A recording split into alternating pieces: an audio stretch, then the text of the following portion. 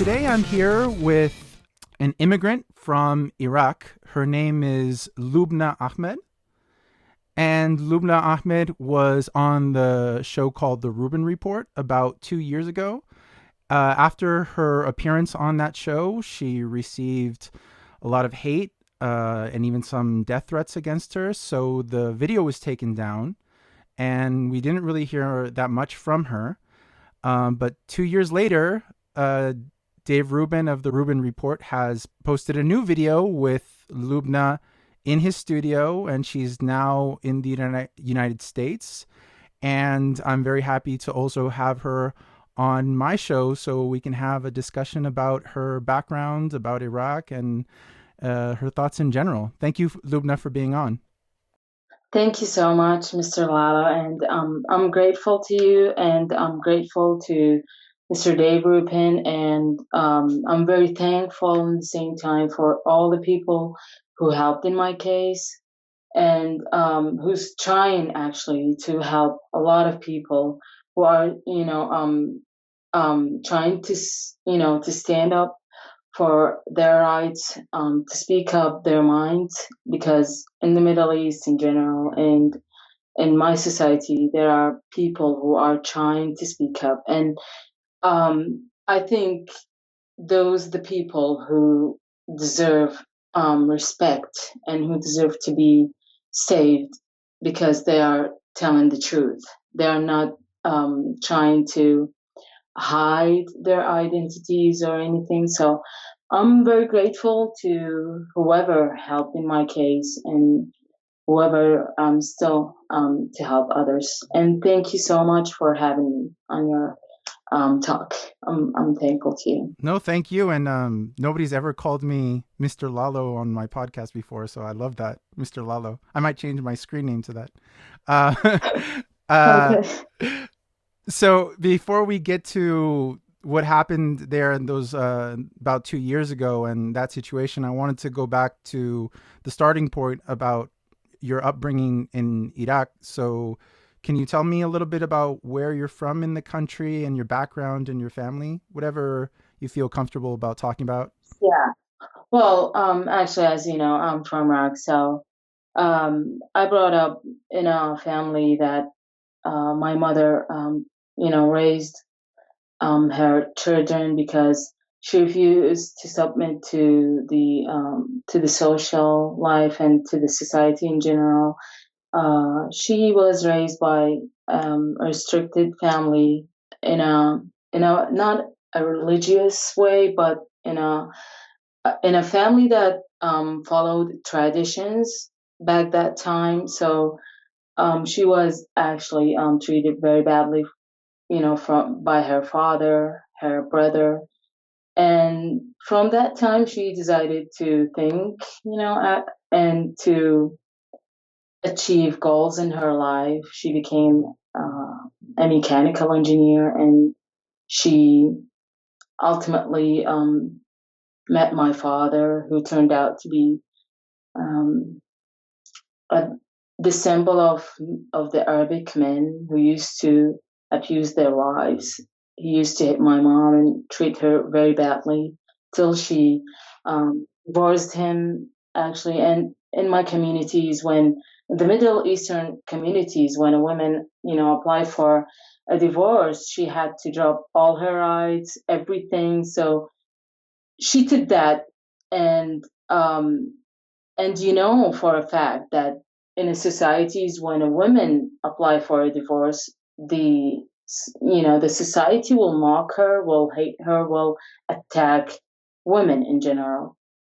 And she took that and accepted the fact that she will raise me and my siblings.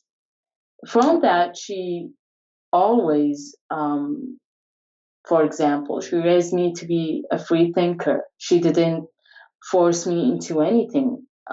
She always said that you must think for yourselves, you must discover things, you must ask and search. And from that, I didn't know about religions in general and about God, to be honest with you, until I started to have my school. So you weren't brought up religious at all. No, So you wouldn't consider yourself an ex-Muslim in any way. You were never a Muslim. no, Hmm. I don't. And I've said that many times. A lot of people reached out to me and mentioned that I am an ex-Muslim. No, I'm not ex-Muslim Hmm. because um, I didn't practice Islam as a religion. No, I didn't do anything about, associated with that. But I studied Islam and just to get to know what is this religion because in my identity it says I am a Muslim, so I have to know what is Islam and why I am a Muslim too.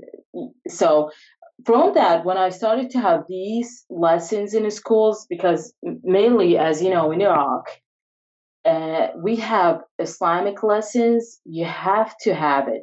If you don't, you will fail. So I started to have these lessons and I started to know more about Islam. Hmm. And, and I asked a lot of questions that put me into trouble. It started when I was 14 years old, 13 years old. I started to ask the teachers and I ended up kicked out of two schools and I was attacked when I was teenager back in my school from students because I'm in a ways mocking Islam and asking forbidden questions. We call it as a taboo. You don't have the right to ask it. So that these things made me the person I am now. So Can I ask you some details there about your kind of identity as far as Islam? Because you said so on your identification in Iraq, it says Muslim, and your mother wasn't religious either. I think you've said that she's an atheist as well.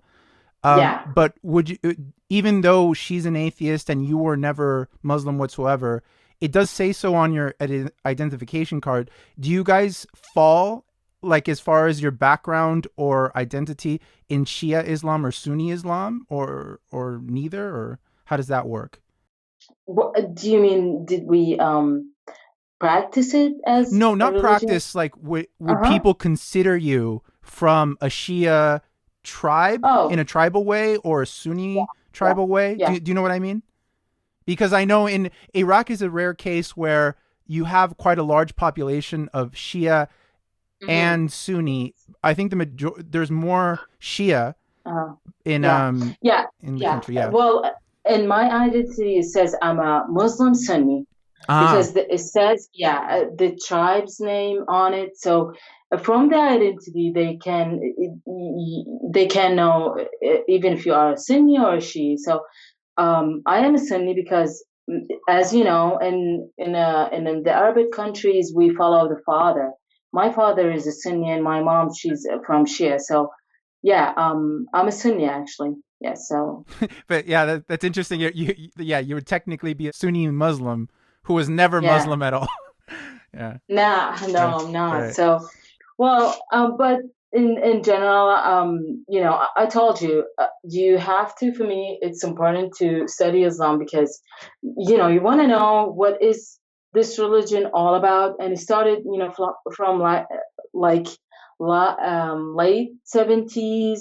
What happened between Iraq and Iran, the Iranian-Iraqi war, and the late 90s where Saddam Hussein started his religious revolution, we call it, when, and all these things, knowing that history drove me to study it more. And the modern way that when, I grew up more and more, knowing that the what happened in the 12th of September in New York, all these attacks, so, I mean, it's important to know Islam because now you can see Islam is something is you cannot control it now.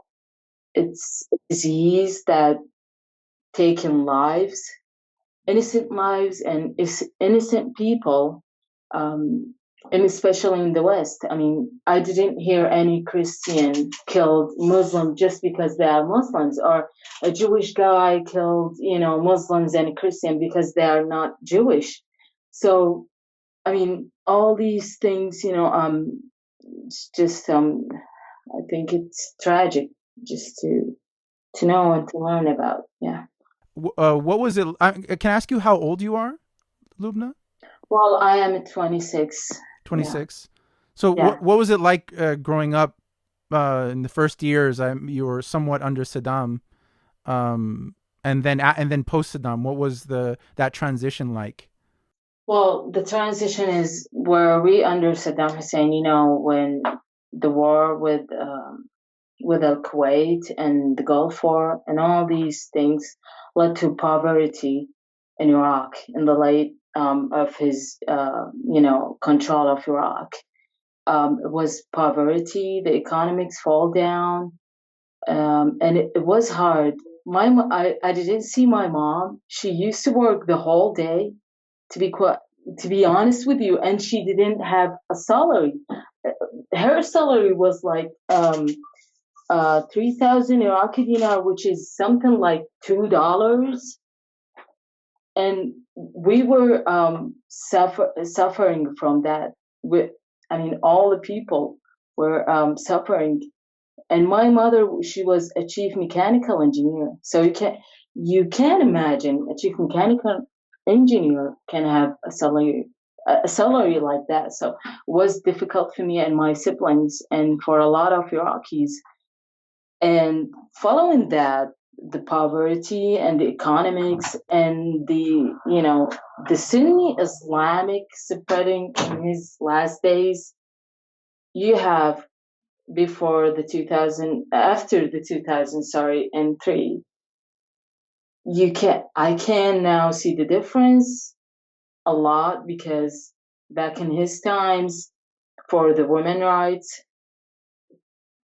it was okay with the women to go out and work, even if it is late at night, because my mom used to work, and a lot of women used to do that. But after 2003, women have, they don't get out a lot. I mean, till 12, I think, p.m. afternoon, women should stay at home, because any woman goes out, she might, get attacked or abused for any reasons.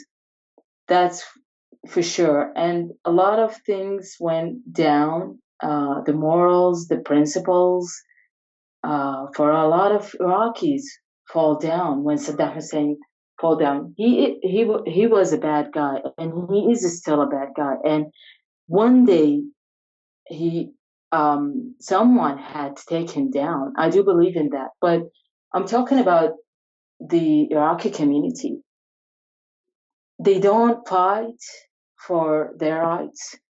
I don't want to be aggressive or I don't want to know. I don't know what is the word to use in here, but all I'm saying is Iraqis from Al-Asr al-Abbasi, they didn't fight for their rights.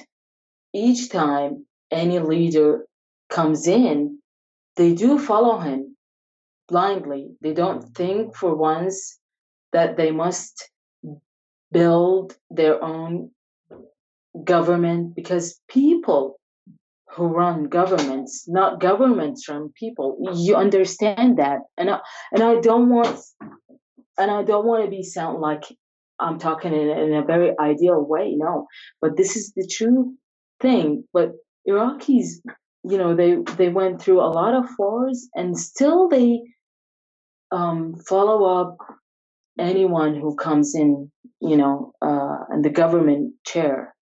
So so I understand you about your position or the life in Iraq. Would you say then that, for example, Saddam Hussein, he was a terrible totalitarian dictator, but at least a dictator kept the country kind of at bay as far as its violence, and it kept it organized to some degree. But without a dictator, as horrible as he was, the country fell into chaos and more violence and things like that. Would that kind of summarize the transition? Well, I don't think that. No, I mean, the way he used to deal with, for example, with Shia wasn't good at all, because he's the one who created the mess after 2003. If he was fair with the Shia people, the sectarian conflict between Sunni and Shia wouldn't happen. But he wasn't fair with them. He used to torture them and kill them and abuse them and attack them and harass them. Mm-hmm. Each time he and his guys knew about Shia Muslims or anything, they were attacked.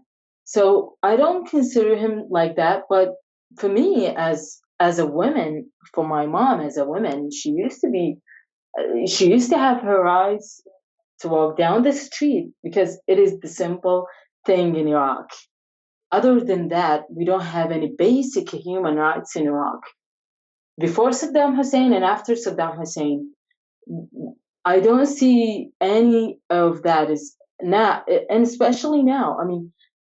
It is very difficult to describe the whole situation, but to get back to your point, no, I don't think that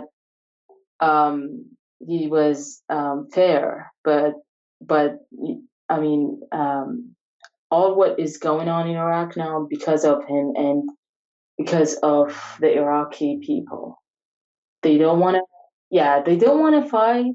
In Egypt, people got Hosni Mubarak and Morsi out of the government. They fought for what, I think, from their position. I don't want to talk for them, but they thought that Hosni Mubarak was a dictator, so they took him out of the government, and Morsi, for example. So I think the people who are the one who should that difference.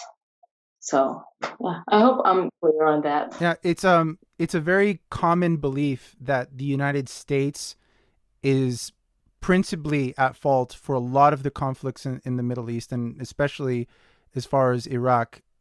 How do you see a link in Iraq between the conflicts and American intervention? And how is maybe the United States viewed by the majority of the people, you would say? Well, I can say that we were all very happy when the United States came in, because they took Saddam Hussein. He's a dictator, but once they took Saddam Hussein, I get back to my point, everything fall down. But I mean, it can be in it somehow. They thought that they can bring the democracy to Iraq, but first you have to study the geopolitics and the socio-economics of the land you are going to, so you can build the democracy, system. The geopolitics and the socio-economics of the country wouldn't allow the democracy to be built in my country. Mm-hmm. All these facts, and the United States and the Iraqis and all what I've said before, I think created all the mess that we live now. But mainly for me, they are the Iraqis. They are the one who can decide for their countries what is the best for their countries. For example, Iran now is taking control of the whole country. Who allowed that to happen? Iraqis allowed that to happen. When you go down the street, you see, for example, the Iraqi women wearing abaya, Iranian abaya. They are talking about how beautiful Iran is, or how we should have the Iranian people live in our country. I'm talking to you from what I've seen down the streets, interacting with the people. I- So, Is this like a bias towards like the Shia favor Iran, or who would you say is favoring Iran in this way? well, it's basically, it's Shia, Hmm. because Sunni people are refugees in their own country. I can describe that. They are treated badly. They are treated like they are tourists. So I can't say for Sunni people. Now we are talking about Shia. The Shia people they want to make Iraq the basic land, um, to Iran. The Iraq position is very important for Iran, because Iran consider Iraq as the gate to Syria, to the whole Middle Eastern. Um, I think countries at very important points they want to control, and especially Syria, because we'll go down to Israel and Palestine. But to get back to the point, yes, Shia people want that, and it's very common in Baghdad. When you go down the streets in the capital of Baghdad, you can see pictures of Ayatollah al Khomeini and a lot of religious Iranian guys. Their pictures and their holy talks published on the walls of the buildings in Iraq, and you can see a lot of activities for Shia Iranian groups. I didn't see it in my eyes for Iranian people, but for Shia groups, I've seen, and I have put some pictures posted online when I used to have my Facebook account. But to get back to the point, yeah, it's Shia people who are the one who want Iran to be in and to control Iraq. Yeah. So this is a lot of divisions as far as kind of tribe or religious branch with Sunni and Shia. But you're a lifelong atheist, and your mother's an atheist. So what is it like growing up in such a sectarian religious Uh-huh. environment and never being religious? What was it like being an atheist in this environment? It was horrible.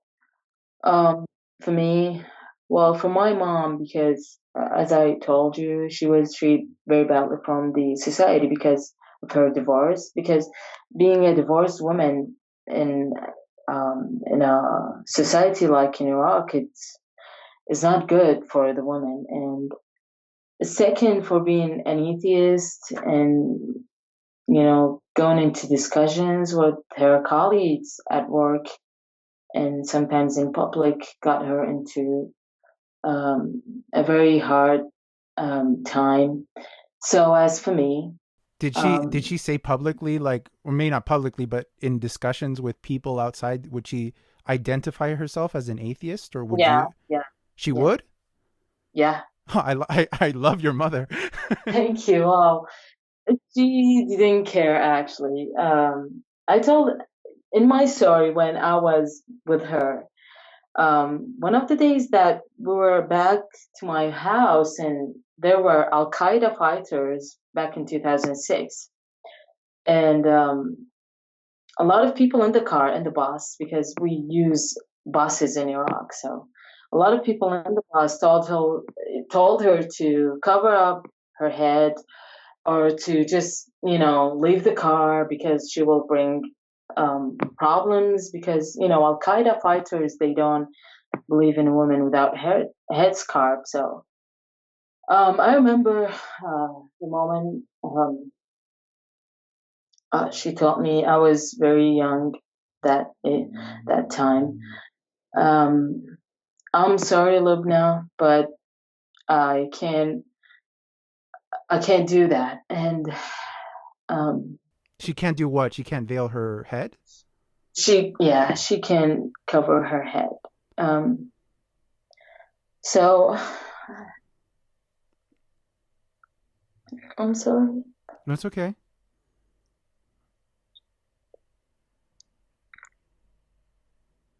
I'm sorry. So Take your time. and There's no rush. I didn't believe, I didn't understand what that meant.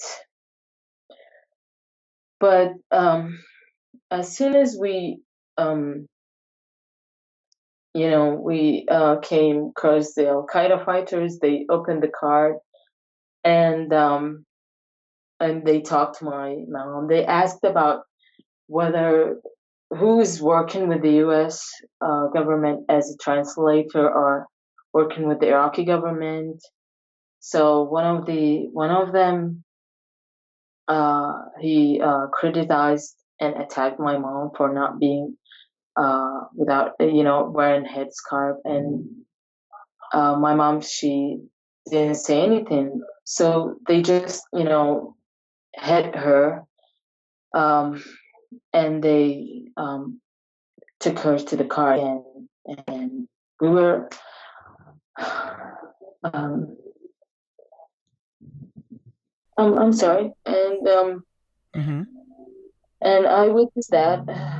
I witnessed that. So when I saw that, I didn't realize how that will affect me in the future, but Mm-hmm. it made me very strong and very determined to be the person I think 2 years ago. Can I ask you, did she continue not wearing the hijab? She never wore it? No, no, Wow, your mother's a really strong woman. because she believed in herself. Even if even Yeah. one of her sons or daughters would follow Islam, she wouldn't accept that. I'm telling you the truth. She would say, "I'm sorry, you have to just leave," or because I don't accept that in my house. She believed in herself to the point that anyone, she don't care. Um, she doesn't care if anyone will, want to kill her for that. She doesn't care. So I think at some point I have that thing from her. I don't know, but um, I continued when I saw that actually, and when a lot of things went in my mother's life and in mine. Um, I became more determined to declare who I am, and that's why I went public with Mr. Rupin on his show, because I don't. It's just you have to. It's time to speak up. A lot of things going on with a lot of people who are just saying, simple things. For example, Raif Badawi. Raif Badawi, who's a Yeah. secular blogger from Saudi Arabia who got lashed for blogging about secularism. Yeah. Yeah, I mean, he didn't declare that he's an atheist. He just wrote a blog, he was just doing blogging about the basic human rights, the women rights, and he got in prison, and he's now treated very badly from his government. Mm-hmm. I mean, he didn't say that I am an atheist. So I think, it's time for everybody to stand up and speak their minds. I'm not ideal person. No one is ideal, and this world is not ideal. But you have to, talk. I know it's dangerous, and especially I want to point out a very important point to anyone who's listening to me now. Being a woman or born as a woman in the Middle East is a crime. Being born a woman in the Middle East is a Yeah, crime. Mm-hmm. it's a crime because now, not for example, you are a girl. You have to wear a headscarf from age 9. You are just a child. A girl is just a child to understand what is headscarf or what is, for example, marriage is. Now, you know what is going on in Iraq. They want to approve Al Jafari. I think they call it Al Jafari back in my time. Al Jafari rule to that allow girls from age 9 years old to marry. So how could you do that? I mean, it's just a crime. And born a woman and not wearing a headscarf, you will get attacked and harassed, and they will even kill you for that. And You now you are. you never wore a Continue. headscarf, correct? In No, I've never. And I used to cut my hair very short because I do, I do want to. It's just this is who I am. I don't have to hide my identity, so I've never wore a hijab, and you can imagine, never for even I just want to make myself clear in this point. mm-hmm. Um, I've never wore hijab, so you can imagine the attacks and the harassments that I faced for just not wearing hijab. The second thing is for a woman to think for herself, to think in being an atheist, to leave Islam, to just simply don't wear headscarf. You will get killed for that. For sometimes, I disappeared from the Facebook because I received death threats because of my thoughts and my ideas, being an atheist in my community. So, for the people who are assuming that in Iraq it's easy to be an atheist, no, it's not easy.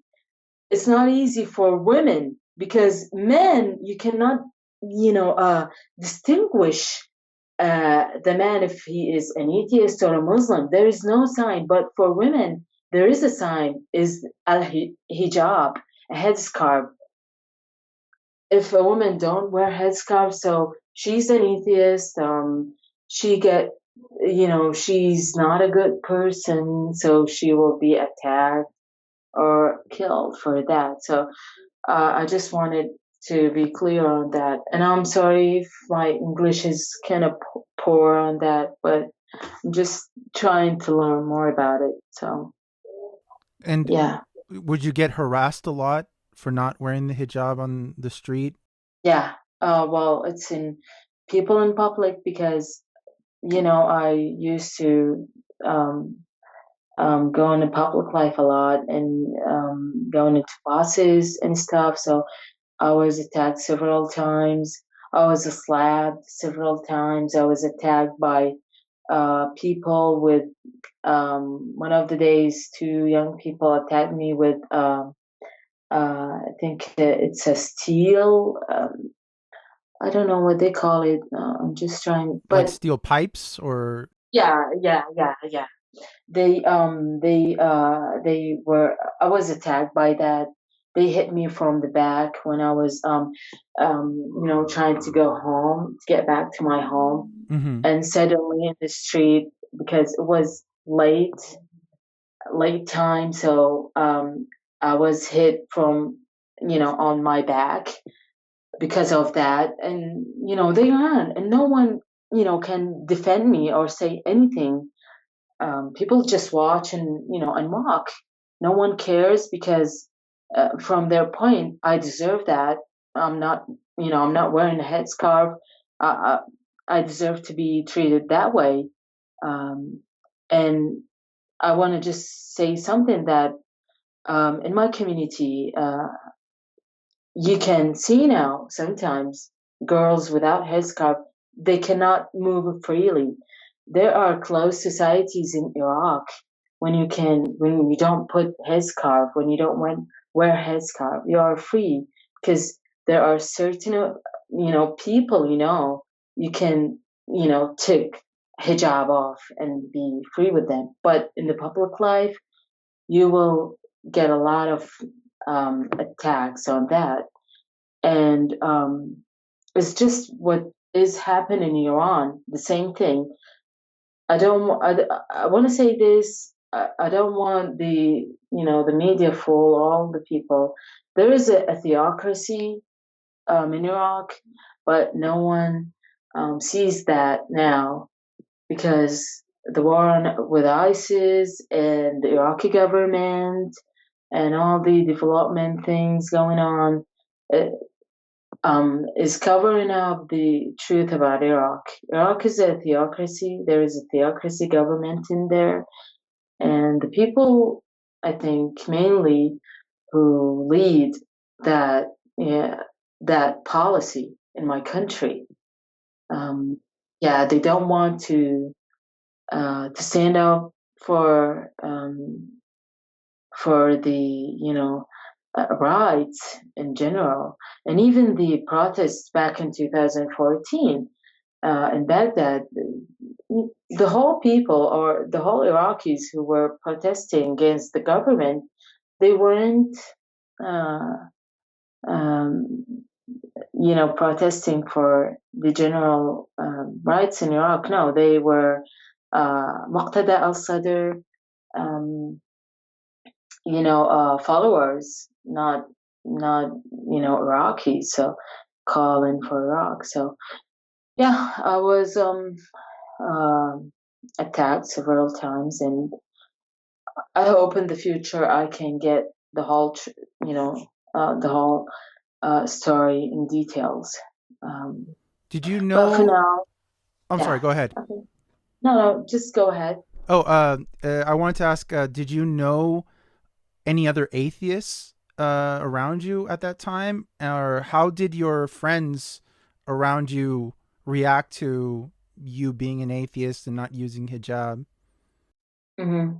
Well, I knew people around me were atheists, and I can say that most of Iraqis, they don't know what is Islam all about. They don't practice it. It's just, I'm a Muslim, so they didn't believe in it. But with my friends, I mean, they were atheists, but when I used to talk to them, we have to make some kind of organization, a group, so we can have a lot of people to come in and talk, so people can feel more welcomed and can be free in the way they express themselves. No one agreed with me because they follow al-taqiyya method. Al-taqiyya. Well, taqiyya is known as kind of hiding one's true thoughts in Islam, but a lot of people in the West consider it kind of conspiracy theory that's not a real thing. I don't really know too much about it, so I can't really say. Could you tell me, is taqiyya something actually like a practice people do use in Islam among Muslims? Is it a real thing? Well, the Jews used to do that, and when Muslims were, controlling their societies, they used to be Muslims and trying to be like Muslims, but between themselves and their communities and, these secret gatherings, they didn't believe in Islam in a bit. So, to say that, I just want to make it in Iraq. For example, Sunni people, they're trying to follow up with the Shia. They're trying to be Shia. They're following the al-taqiyya method, so they wouldn't be harassed or attacked by Shia groups. The same goes with the Jews.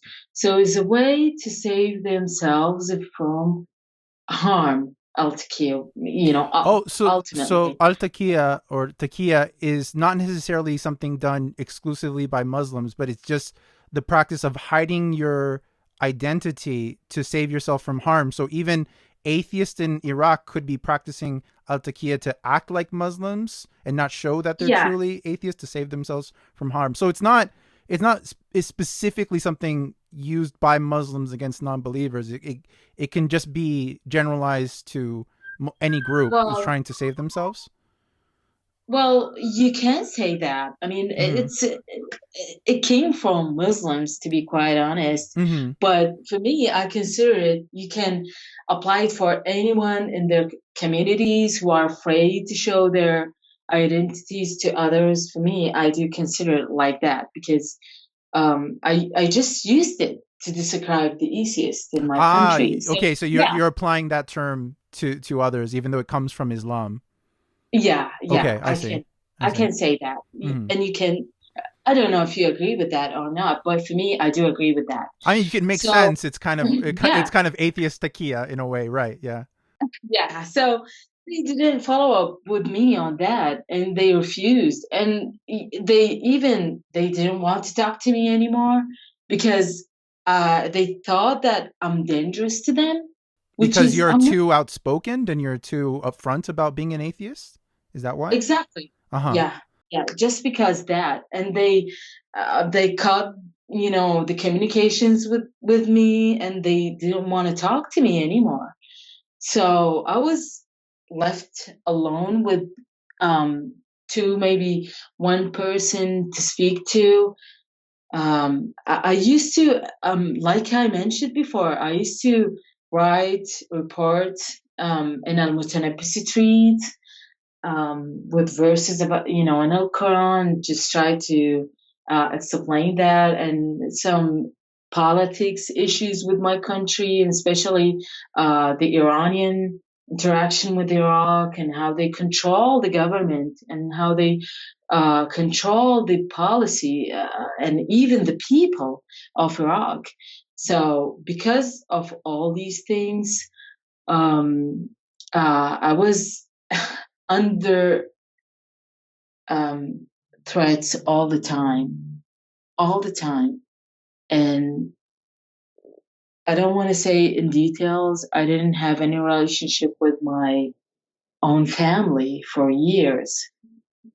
I used to live in the dorms just to keep them away from me, just so that I can take the whole responsibility, because I am I am very determined when I was back in there to say my thoughts and just to save my family.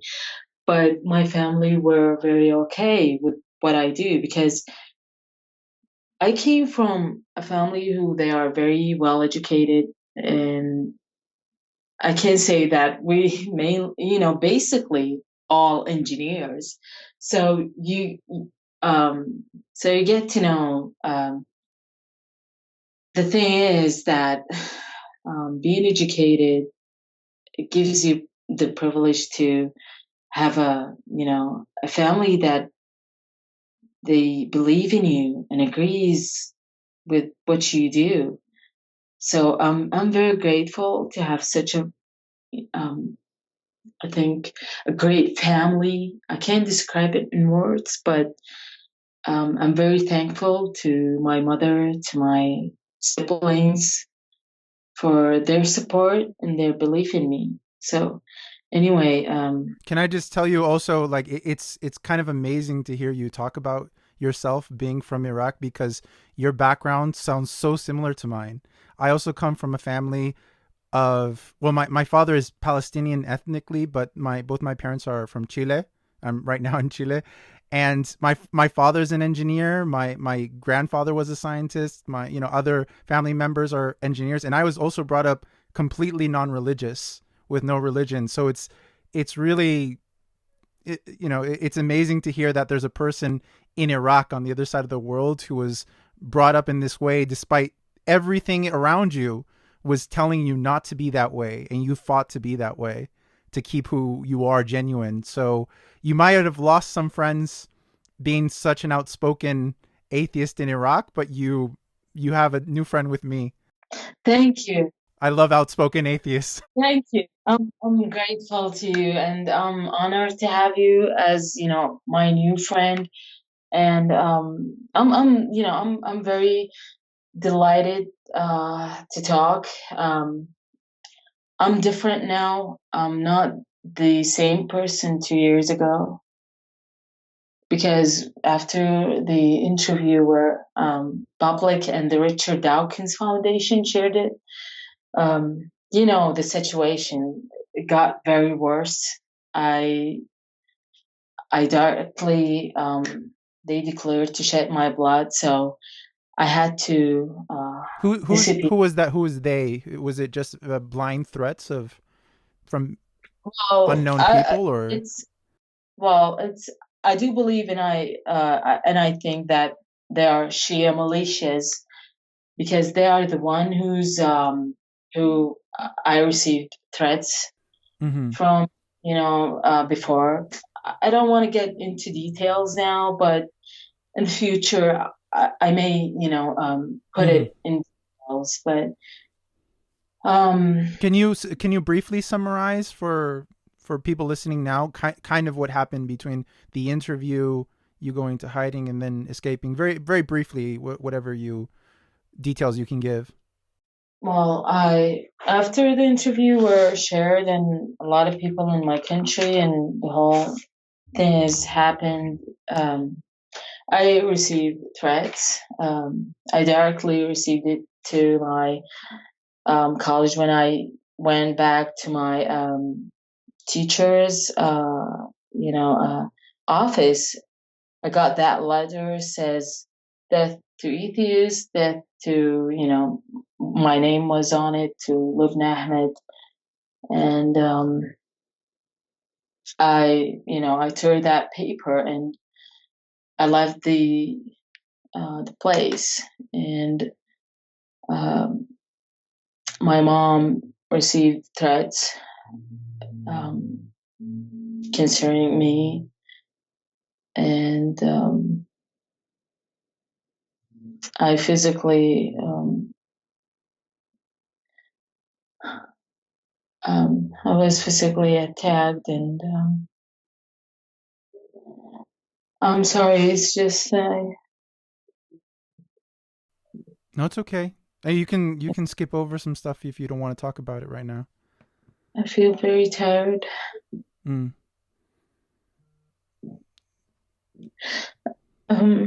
How long have you been in the United States right now, Lubna?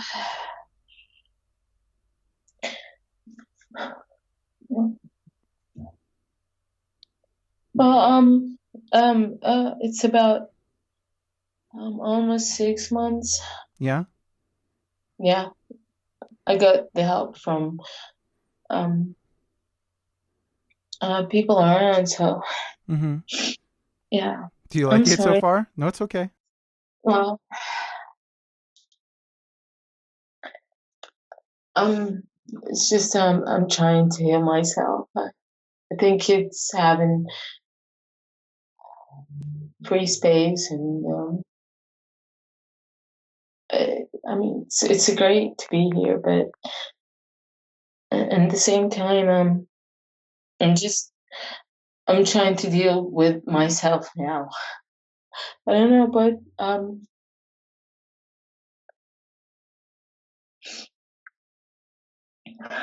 I'm sorry. It's okay. I think you've been through a really hard time in a hard life, and you faced a lot of adversity to just fight for who you are. And I hope in the United States you're granted a space where you can flourish and show who you are without fear and without aggression. And I'm sure you will. And I hope you continue to fight, because you'll now have a way of speaking that you never had before. And you'll have, people behind you like Dave Rubin, like me, and I'm sure you'll have other allies as well. But I think, I've seen your interviews on the Rubin Report. I was so happy to contact you. And there's not a lot of people as brave as you are. So I'm just honored to be speaking with you, and anything I could ever do to help you in as a friend or in your fight, I'm always here for you. Thank you. I'm sorry, but I cried so many times. So for so long nights. Mm-hmm. Sometimes I miss my own voice. I couldn't speak. I was ready to take the risk, to get killed, but it's just the thing with me is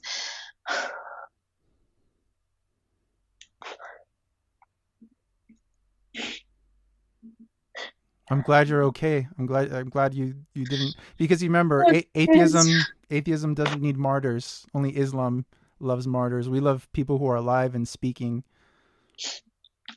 well, it's important for me to speak. Mm-hmm. It was, and I do believe in myself.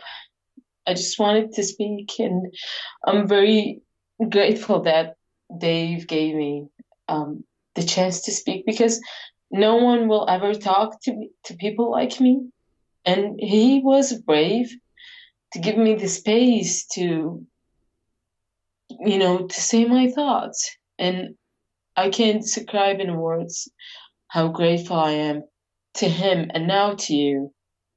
I'm thankful that there are people like you who believe in us, who try to give us a voice to talk in a world no one cares for us. Because I want to say something. It's important to hear people who stand up for human beings.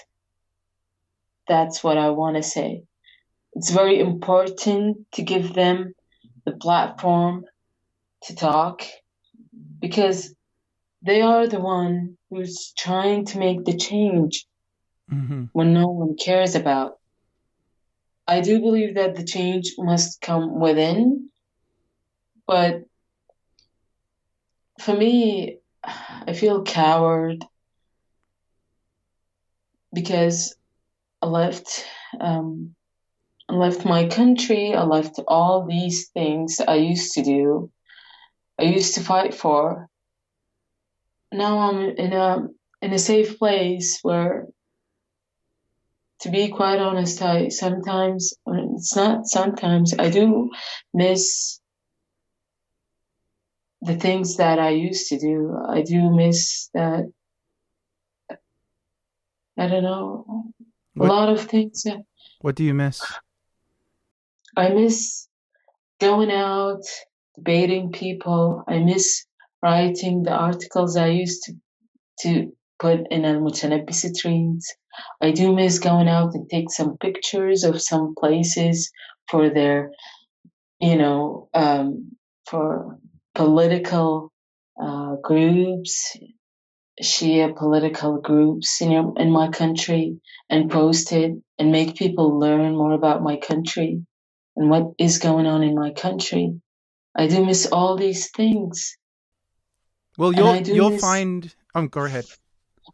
No, just um, I was just gonna say you'll find definitely find people to debate in the U.S. as well. It's becoming very popular. You won't find maybe Al Qaeda members to debate with, but you'll definitely find a lot of people who are apologists for the religion to fight with. well, I don't know, but for me, I feel very emotional Mm-hmm. about who are still in areas such my country. Do not ever let them fool anyone that my country is open to atheism. No, is not open to atheism. Um, they are torturing people. Just if you criticize one of the Iranian religious guys in my country, you will get attacked for just saying a bad word about Iran, for example, about the Shia um, religious ceremonies in Iraq, you will get attacked. If you don't put a flag of, for example, Ashura ceremony. Do you know what Ashura ceremony? No, I don't. What is it? Well, Ashura ceremony where Shia people celebrate, visiting Imam al-Hussein back in Karbala, where people walk to his, to his place in Karbala. It is a very popular. In that ceremony, I don't want to go into details, but when you live days like that in my country, and when you don't put a flag that says you are sad or you are following Shia, it's a code, you will get attacked just because that you don't put a flag to give them the code that you are following them.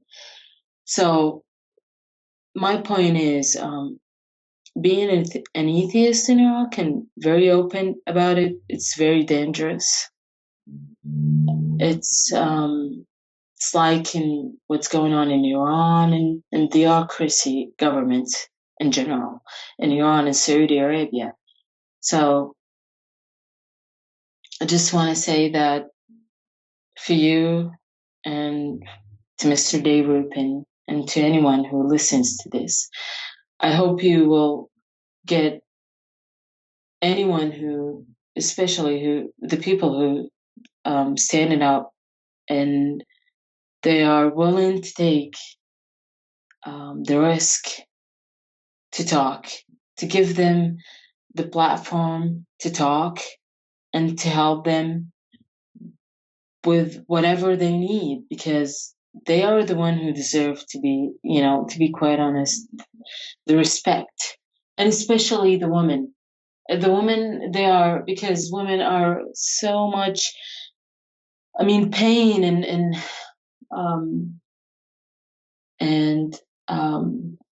I don't know how to describe that, but women are very special because under Islam they are treated very badly.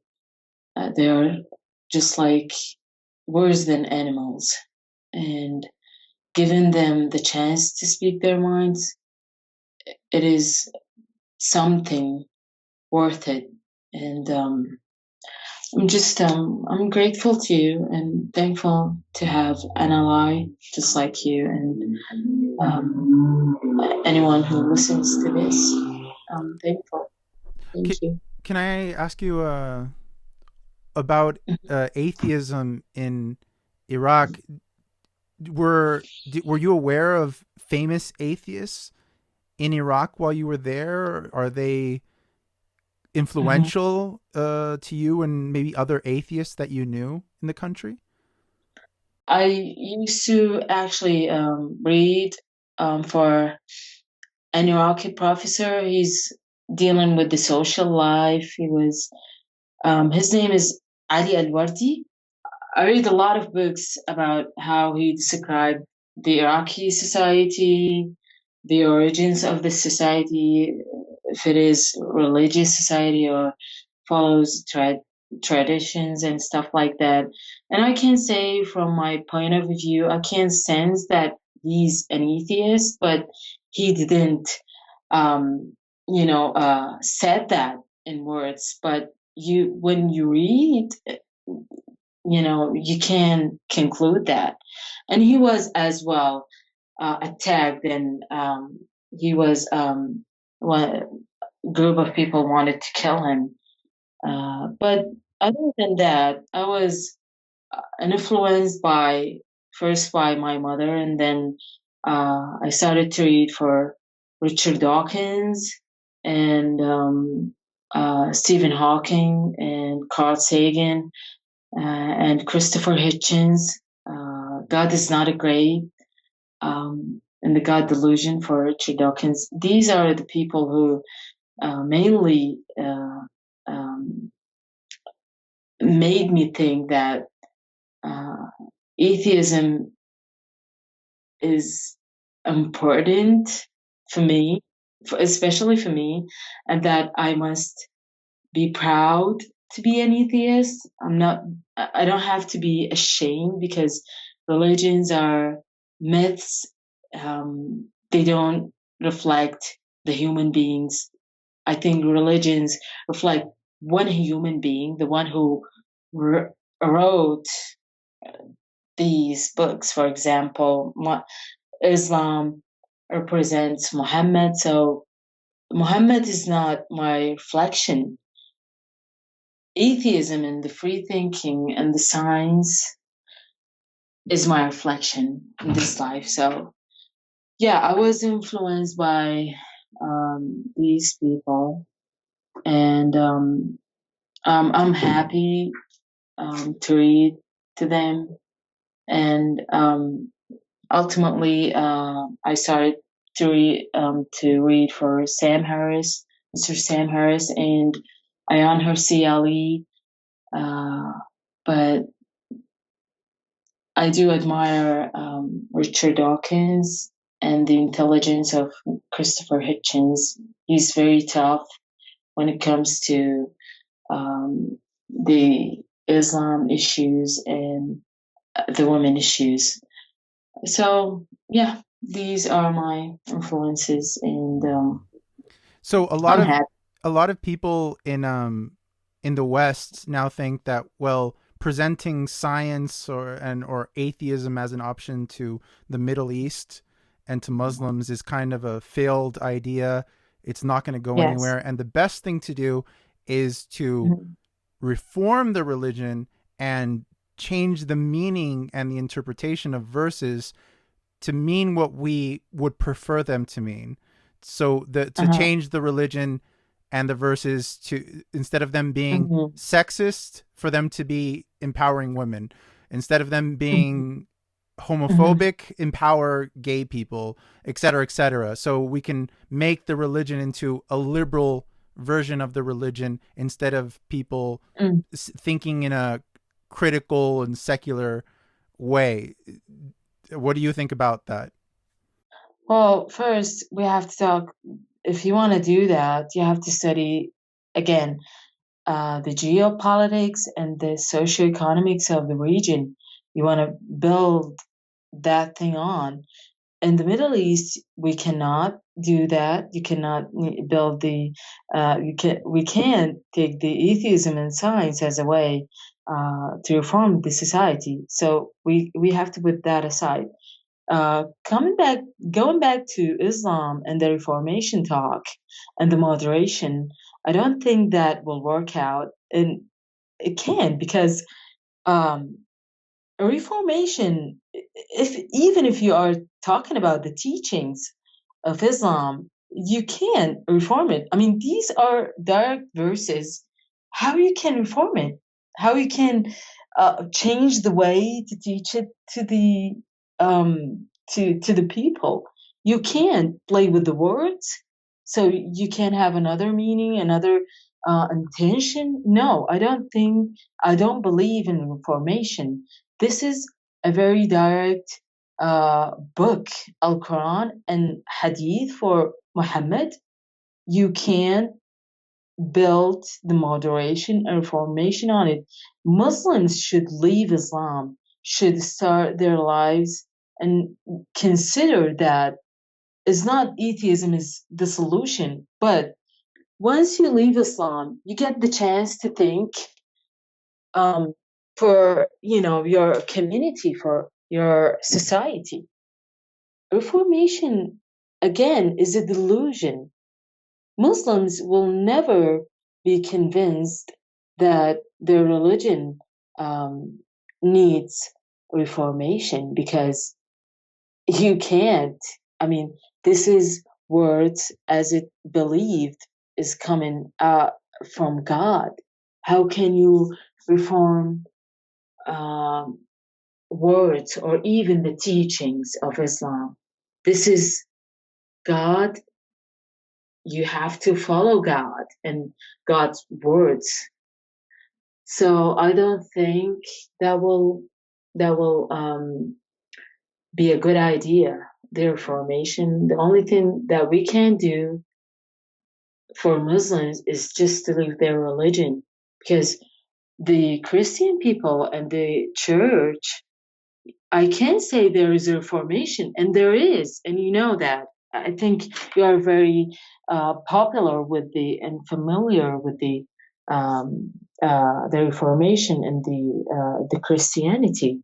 Why? Because people um, were willing to be, reformed with their religion. The church was reformed, and you have a central pop who has all the religious things together. But in Islam, you don't have any central main stream, so you can control it, so you can reform it, or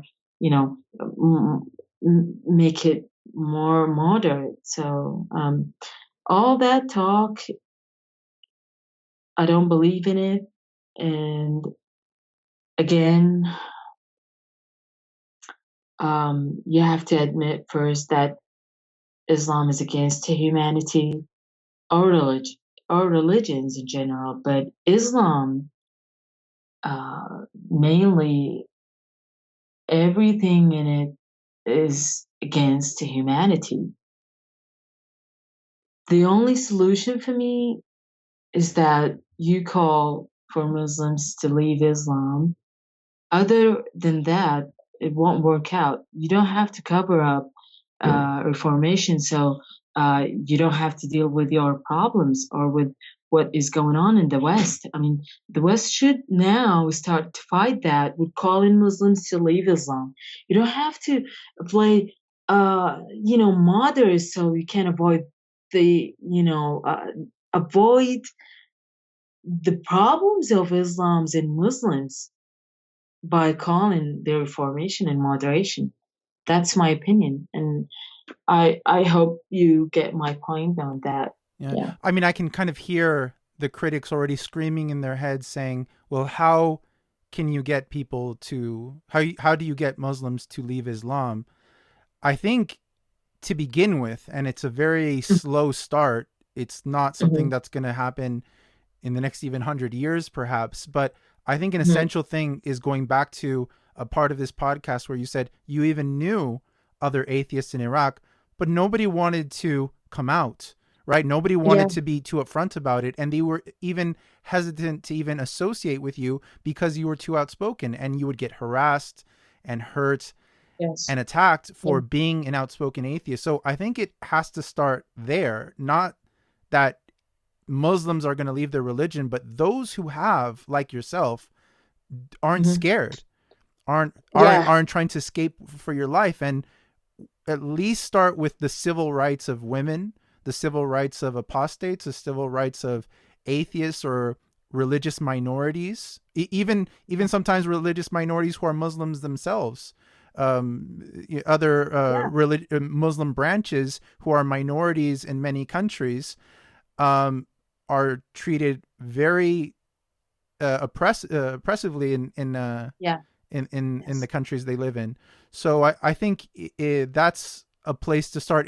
And on that point, I think that's why your voice is so important. And I would encourage you that, you shouldn't feel down about what you're doing now, because I don't know if you really could have been a proponent in the same way you could be in the West. And that's why I was asking you before about if Western atheists had influence on you in Iraq, and you said they did. So you're coming as a person with experience from a country that, in the United States, not a lot of people have the experience you have, and you can bring a truth, and you'll meet people who will give you a platform, and maybe that will reach other people like you were in Iraq. So, it's a different way of doing it. But you're not good to anyone if you're always fearing for your life and you're always on the brink of death. That's not always the best way to communicate your message. So I'm at least happy that you're in a safer place, and I hope you do speak out more. And if you do want to, my platform is always open to you, and I will help you in any way I can. And before you go, is there anything else you wanted to add to all of this story? Any last message?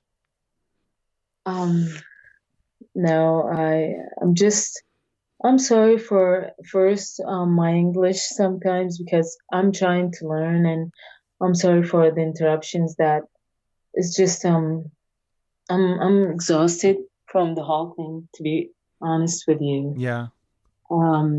I've never I've never faced something like that. Mm-hmm. I mean, coming in here and just trying to handle all these things. Yeah. I think you're very overwhelmed, probably, is my thinking. Well, I don't know. It's just emotionally, I'm just trying to get back on track, and I hope I get my passion back again in the future. But I'm sure you for will. me now, thank you. But for me now, I'm more determined to speak up more and loud. And as you said, maybe that will help others in my country to speak, because I think, I don't know, but maybe in the future something will happen. I think we are all doing this not for ourselves. I mean, for the next generation, that what matters. They are very important, because they will bring out what we put in them. It's like seeds. So, before I go, I would love to thank you for having me. I'm very honored to talk to you and to have you as a friend and ally for me. And I would love to thank Mr. Dave Rubin again, and my friend Keith Carbon, and all the people who believed in me, because without them, I wouldn't make it. Believe me. After the death threats and all these things, when I believed at some point I must stay alive so I can say my story, because of the positive feedback I received from the Richard Dawkins Foundation, from all of the people, and I'm very grateful to them. And I can't say the person's name, but there is one person in particular. He's the one who made everything worth it. What I mean by worth it, the hope in me, and he continued to support me in every way he could, and he still do. So if he listens to me, I'm very grateful to him, and I'm very grateful to the United States of America for because they have me. And to be quite honest with you, I'm grateful for any nation who would have me, because they are protecting people like me, and to let them to speak their minds again. But I don't want to be boring in here. Thank you again, and it's definitely not boring. Sorry. It's definitely not boring. I'm sorry. Yeah. And I'm sorry again if my English is not good. So thank you for having me, Mr. Lalo, and and I hope in the future we can meet in person. I think that will be great. Absolutely. Yeah. I'm thankful to you. Thank you. Thank you. Thank you again, Lubna, for being on. Thank you so much.